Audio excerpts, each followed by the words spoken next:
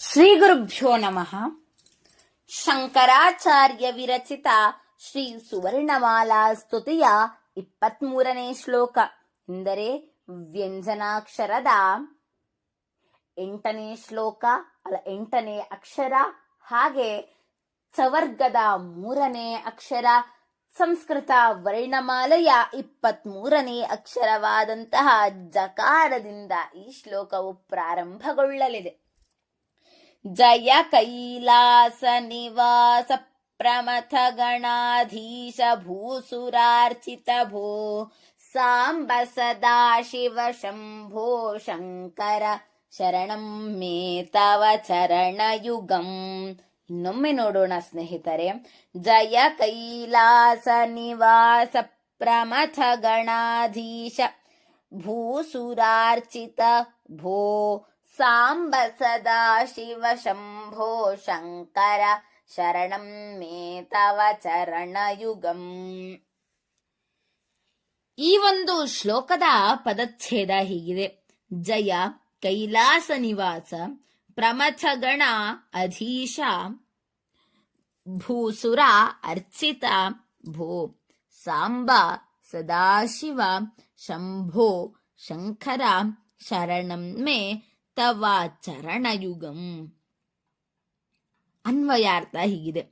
ಭೋ ಕೈಲಾಸ ನಿವಾಸ ಪ್ರಮಥ ಗಣಾಧೀಶ ಭೂಸುರಾರ್ಚಿತ ಜಯ ಸಾಂಬ ಸದಾಶಿವ ಶಂಭೋ ಶಂಕರ ತವ ಚರಣಯುಗಂ ಮೇ ಶರಣಂ ಇತಿ ಅನ್ವಯಾರ್ಥ. ಇನ್ನು ಅರ್ಥವನ್ನ ನೋಡುವುದಾದರೆ, ಹೇ ಕೈಲಾಸವಾಸನೆ, ಪ್ರಮಥ ಗಣಗಳ ಒಡೆಯನೆ, ನಿನಗೆ ಜಯವಾಗಲಿ. ಸಜ್ಜನ ಪೂಜಿತನೆ, ನಿನಗೆ ಜಯವಾಗಲಿ. ಹೇ ಪಾರ್ವತಿ ಸಹಿತನೆ, ಸದಾ ಮಂಗಳಮಯನಾಗಿರುವವನೇ, ಶುಭವನ್ನುಂಟು ಮಾಡುವವನೇ, ನಿನ್ನ ಚರಣಯುಗಳವೇ ನನ್ನಾಶ್ರಯವು ಎಂಬುದು ಇದರ ಅರ್ಥವಾಗಿದೆ. ಇನ್ನು ಭಾವಾರ್ಥವನ್ನ ನೋಡುವ ಸಮಯ. ಕೈಲಾಸದ ಬಗ್ಗೆ ಕೆಲವಷ್ಟು ಮಾಹಿತಿಯನ್ನ ತಿಳಿದುಕೊಳ್ಳೋಣ. ಹಿಂದೂ ಧರ್ಮದಲ್ಲಿ ಕೈಲಾಸವನ್ನ ಪವಿತ್ರವಾದಂತಹ ಸ್ಥಳ ಅಂತ ಕರೀತಾರೆ. ಯಾಕೆ ಅಂತ ಹೇಳಿದ್ರೆ, ತ್ರಿಮೂರ್ತಿಗಳಲ್ಲಿ ಒಬ್ಬನಾದಂತಹ ಲಯಕಾರಿಯಾದಂತಹ ಶಿವನ ವಾಸಗೃಹವೇ ಕೈಲಾಸ. ಇದು ಎಲ್ಲಿದೆ ಅಂತ ಹೇಳಿದ್ರೆ, ಹಿಮಾಲಯದ ಟಿಬೆಟ್ ಪ್ರದೇಶದಲ್ಲಿರುವಂತಹ ಒಂದು ಪ್ರದೇಶ. ಭೂಮಿ ಮತ್ತು ಸ್ವರ್ಗದ ನಡುವೆ ಕೊಂಡಿಯನ್ನ ಮಾಡಿಕೊಳ್ಳುತ್ತೆ. ಇದು ಶಿವನ ವಾಸಸ್ಥಾನ. ಹಿಂದೂ ಪುರಾಣಗಳ ಪ್ರಕಾರ ಕೈಲಾಸ ಪರ್ವತವು ಶಿವ ಮತ್ತು ಪಾರ್ವತಿಯರ ನಿವಾಸ. ಇಲ್ಲಿ ಶಿವನು ಸದಾ ಧ್ಯಾನದಲ್ಲಿ ಮಗ್ನನಾಗಿರುತ್ತಾನೆ ಎಂದು ನಂಬಲಾಗಿದೆ. ಇನ್ನು ಭಕ್ತರು ಈ ಪ್ರದೇಶವನ್ನ ಸಮೀಪಿಸುತ್ತಿದ್ದಂತೆ ನಿರಂತರವಾಗಿ ಓಂಕಾರ ಮತ್ತು ಡಮರುಗನ ನಾದ ಕೇಳಿಸುತ್ತದೆ ಎಂಬುದು ಜನರ ಬಲವಾದ ನಂಬಿಕೆಯಾಗಿದೆ. ನಮಗೆಲ್ಲರಿಗೂ ಗೊತ್ತಿದೆ, ಶಿವನ ಡಮರುಗದ ನಾದದಿಂದಲೇ ಮಾಹೇಶ್ವರ ಸೂತ್ರವು ಉತ್ಪತ್ತಿಯಾದದ್ದು. 14 ಮಾಹೇಶ್ವರ ಸೂತ್ರಗಳಿದೆ. ಅದಕ್ಕೊಂದು ಶ್ಲೋಕ ಕೂಡ ಇದೆ. ನೃತ್ತಾವಸಾನೆ ನಟರಾಜರಾಜೋ ನನಾದ ಢಕ್ಕಾನ್ನವ ಪಂಚವಾರಂ ಉದ್ದರ್ತು ಕಾಮಸ್ಸನಕಾದಿ ಸಿದ್ಧಾನ್ ಏತದ್ವಿಮರ್ಶೆ ಶಿವ ಸೂತ್ರ ಜಾಲಂ. ಆ ಡಮರುಗನಾದದಿಂದ 14 ಮಾಹೇಶ್ವರ ಸೂತ್ರಗಳು ಉತ್ಪತ್ತಿಯಾಗತ್ತೆ. ಆ ಮಾಹೇಶ್ವರ ಸೂತ್ರವನ್ನ ಒಮ್ಮೆ ನೋಡೋಣ. ಅಥ ಮಾಹೇಶ್ವರಾಣಿ ಸೂತ್ರಾಣಿ ಅ ಇ ಉಣ್ ಋಲ್ ಋಕ್ ಎ ಓಂ ಐ ಔಚ್ ಹಯ ವರಟ್ ಲಣ್ ನ್ಯಮಗಣನಂ ಝಭೈ ಘಡದಶ್ ಜಭಗಡದಶ್ ಖ ಫ ಛ ಠ ಥ ಚಟತೌ ಕಪೈ ಶಹಸರ್ ಹಲ್ ಇತಿ ಮಾಹೇಶ್ವರಾಣಿ ಸೂತ್ರಾಣಿ.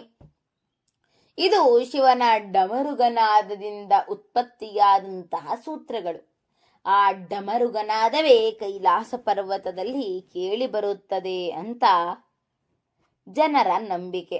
ಇನ್ನು ಬೌದ್ಧ ಧರ್ಮದವರು ಈ ಪರ್ವತವನ್ನ ಪವಿರ್ ಎಂದು ಪರಿಗಣಿಸುತ್ತಾರೆ. ಅವರ ನಂಬಿಕೆಯ ಪ್ರಕಾರ ಕೈಲಾಸವು ಡೆಮ್ಚೋಂಗ್ ಬುದ್ಧನ ನೆಲೆಯಾಗಿದೆ ಅಂತ ಕೂಡ ಹೇಳ್ತಾರೆ. ಇಂದಿಗೂ ಯಾವುದೇ ಮಾನವನು ಕೈಲಾಸ ಪರ್ವತದ ತುದಿಯನ್ನ ತಲುಪಲು ಸಾಧ್ಯವಾಗಿಲ್ಲ. ಇದರ ಸುತ್ತಲೂ ವಯಸ್ಸು ಮತ್ತು ಸಮಯವು ಬೇಗ ಬದಲಾಗುತ್ತದೆ ಎಂಬ ವೈಜ್ಞಾನಿಕ ಮತ್ತು ಅತೀಂದ್ರಿಯ ನಂಬಿಕೆ ಇದೆ. ಇನ್ನು ಕೈಲಾಸ ಎಲ್ಲಿದೆ ಅಂದ್ರೆ ಬಸವಣ್ಣನವರು ಹೇಳ್ತಾರೆ, ಕಾಯಕವೇ ಕೈಲಾಸ ಅಂತ. ಆ ವಿಷಯ ಈ ಒಂದು ಸಂಚಿಕೆಗೆ ಬೇಡ, ಇನ್ನೊಮ್ಮೆ ಯಾವತ್ತಾದರೂ ಚರ್ಚಿಸೋಣ. ಇಂತಹ ಮಹತ್ತರವಾದಂತಹ ಕೈಲಾಸವೇ ಶಿವನ ವಾಸಸ್ಥಾನ. ಇನ್ನು ಪ್ರಮಥಗಣಗಳು ಯಾವ್ಯಾವುದು? ಹಿಂದೂ ಪುರಾಣಗಳಲ್ಲಿ ಪ್ರಮಥಗಣ ಎಂದರೆ ಶಿವನಿಗೆ ಅತ್ಯಂತ ಆಪ್ತರಾದಂತಹ ದೈವಿಕ ಸೇನೆ ಮತ್ತು ಪರಿಚಾರಕರ ಸಮೂಹ. ಇವರ ನಿವಾಸವೇ ಕೈಲಾಸವಾಗಿರುತ್ತದೆ. ಇವರ ರೋಚಕ ಕಥೆ ಹೀಗಿದೆ. ಗಣಗಳು ಎಂದರೆ ಸಾಮಾನ್ಯವಾಗಿ ಮಾನವ ಮತ್ತು ದೇವತೆಗಳಿಗೆ ಅರ್ಥವಾಗದ ವಿಭಿನ್ನ ಆಕಾರಗಳನ್ನ ಹೊಂದಿರುವ ದೈವಿಕ ಶಕ್ತಿಗಳು. ಇವರಲ್ಲಿ ಭೂತ, ಪಿಶಾಚಿ, ಯಕ್ಷ, ಕಿನ್ನರ, ಬೇತಾಳ ಮುಂತಾದ ಪ್ರಾಣಿ, ಪಕ್ಷಿ ಹಾಗೂ ಪ್ರಕೃತಿಯ ಅಂಶಗಳನ್ನ ಹೋಲುವ ಜೀವಿಗಳು ಸೇರಿವೆ. ಇವರೆಲ್ಲರ ನಾಯಕನೇ ಗಣಪತಿ, ಗಣನಾಥ ಅಂತ ಕರೆಸ್ಕೊಳ್ತಾನೆ. ಇದರಲ್ಲಿ ನಂದಿ, ಭೃಂಗಿ, ವೀರಭದ್ರ ಮತ್ತು ಮಹಾಕಾಲರು ಈ ಪ್ರಮಥ ಗಣಗಳ ಪ್ರಮುಖರಾಗಿರ್ತಾರೆ.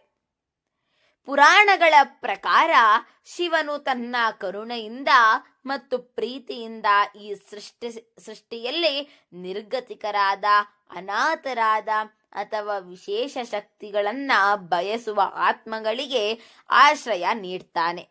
ಶಿವನ ತಪಸ್ಸು ಮತ್ತು ಧ್ಯಾನದಲ್ಲಿ ಲೀನರಾಗಿರುವ ಈ ಆತ್ಮಗಳೇ ಪ್ರಮಥಗಣಗಳಾಗುತ್ತವೆ. ಇವರು ಶಿವನ ಆಜ್ಞೆಯನ್ನ ಶಿರಸಾವಹಿಸಿ ಪಾಲಿಸುವ ನಿಷ್ಠಾವಂತರು. ಪ್ರತಿಯೊಬ್ಬ ಗಣವು ತನ್ನದೇ ಆದ ವಿಶಿಷ್ಟ ಶಕ್ತಿ ಮತ್ತು ಕರ್ತವ್ಯ ಹೊಂದಿರುತ್ತದೆ. ಶಿವನಿಗೆ ಅವಮಾನ ಮಾಡಲು ದಕ್ಷ ಬ್ರಹ್ಮನು ಒಂದು ಮಹಾಯಜ್ಞವನ್ನ ಹಮ್ಮಿಕೊಳ್ತಾನೆ. ಈ ಯಜ್ಞಕ್ಕೆ ಶಿವನನ್ನ ಆಹ್ವಾನಿಸುವುದೇ ಇಲ್ಲ. ಆಗ ಶಿವನ ಕೋಪದಿಂದ ಹುಟ್ಟಿದವನೇ ಉಗ್ರಗಾಮಿ ವೀರಭದ್ರ. ಈ ವೀರಭದ್ರನ ನೇತೃತ್ವದಲ್ಲಿ ಪ್ರಮಥ ಗಣಗಳು ದಕ್ಷನ ಯಜ್ಞ ಮಂಟಪವನ್ನ ಪ್ರವೇಶಿಸಿ ಅಲ್ಲಿನ ಅಹಂಕಾರಿ ದೇವತೆಗಳನ್ನ ಸೋಲಿಸಿ ಯಜ್ಞವನ್ನ ಧ್ವಂಸಗೊಳಿಸುತ್ತಾನೆ. ಇದರಿಂದ ಪ್ರಮಥ ಗಣಗಳ ಶಕ್ತಿ ಮತ್ತು ಶಿವನ ಮೇಲಿರುವ ಭಕ್ತಿ ಜಗಜ್ಜಾಹೀರಾಗುತ್ತದೆ. ಇನ್ನು ಪ್ರಮಥ ಗಣಗಳು ನಮಗೆ ಕೆಲವಷ್ಟು ಸಂದೇಶಗಳನ್ನ ಕೂಡ ನೀಡುತ್ತೆ. ಶಿವನು ಯಾವುದೇ ಭೇದವಿಲ್ಲದೆ ಎಲ್ಲರಿಗೂ ಒಲಿಯುವ ಭಕ್ತವತ್ಸಲ. ಪ್ರಮಥ ಗಣಗಳ ಕಥೆಯು ಸೃಷ್ಟಿಯಲ್ಲಿರುವ ಪ್ರತಿಯೊಂದು ಜೀವಿಯು ಭಗವಂತನಿಗೆ ಸಮಾನ ಎಂಬುದು ಸಾರುತ್ತದೆ. ಅದನ್ನೇ ಬಸವಣ್ಣನವರು ಹೇಳಿದ್ದು, ಉಳ್ಳವರು ಶಿವಾಲಯವನ್ನ ಮಾಡ್ತಾರೆ, ನಾನು ಬಡವನಯ್ಯ ಅಂತ ಹೇಳ್ತಾರೆ. ಅಂದ್ರೆ ಶಿವ ಯಾವುದೇ ಆಸ್ತಿ ಅಂತಸ್ತನ್ನ ನೋಡಿ ಒಲಿಯುವವ ಅಲ್ಲ, ಪರಿಶುದ್ಧವಾದಂತಹ ಶ್ರೀಮಂತಿಕೆಯುಳ್ಳಂತಹ ಭಕ್ತಿಗೆ ಮಾತ್ರ ಒಲಿತಾನೆ. ಯಾವುದೇ ರೀತಿಯಾದಂತಹ ಭೇದ ಭಾವವಿಲ್ಲ. ಪೂರ್ಣವಾದ ಪರಿಶುದ್ಧವಾದಂತಹ ಭಕ್ತಿಗೆ ಶಿವನು ಒಲಿತಾನೆ ಅಂತ ಇಲ್ಲಿ ಪ್ರಮಥ ಗಣಗಳು ಹೇಳತ್ತೆ. ಹಾಗೆ ಈ ಪ್ರಮಥ ಗಣಗಳ ಒಡೆಯನೇ ಈತ. ಯಾಕಂತ ಹೇಳಿದ್ರೆ ಇವನೇ ಪ್ರಮಥ ಗಣಗಳನ್ನ ಸೃಷ್ಟಿಸಿರೋದು. ಆ ಗಣಗಳ ಒಡೆಯನೇ ಶಿವನಾಗಿದ್ದಾನೆ. ಹಾಗೂ ಸಜ್ಜನಃ ಸಜ್ಜನ, ಸಜ್ಜನರಿಂದ ಪ್ರತಿ ಬಾರಿಯೂ ಪೂಜಿಸಲ್ಪಡುವವನು. ಅಂತಹ ಶ್ರೇಷ್ಠನಾದವನಿಗೆ ನನ್ನ ಜಯಕಾರವಿರಲಿ, ಜಯವಾಗಲಿ ಜಯವಾಗಲಿ ಅಂತ ಶಂಕರಾಚಾರ್ಯರು ಜಯಘೋಷವನ್ನ ಕೂಗ್ತಾ ಇದ್ದಾರೆ. ಹೇ ಪಾರ್ವತಿ ಸಹಿತನಾಗಿರುವವನೇ, ಸದಾ ಮಂಗಳಮಯನಾಗಿರುವವನೇ, ಶುಭವನ್ನುಂಟು ಮಾಡುವವನೇ, ನಿನ್ನ ಚರಣಯುಗಳವೇ ನನ್ನಾಶ್ರಯವು ಅಂತ ಹೇಳ್ತಾ ಇದ್ದಾರೆ ಆದಿಶಂಕರಾಚಾರ್ಯರು. ಮುಂದಿನ ಶ್ಲೋಕವನ್ನ ಮುಂದಿನ ಸಂಚಿಕೆಯಲ್ಲಿ ನೋಡೋಣ.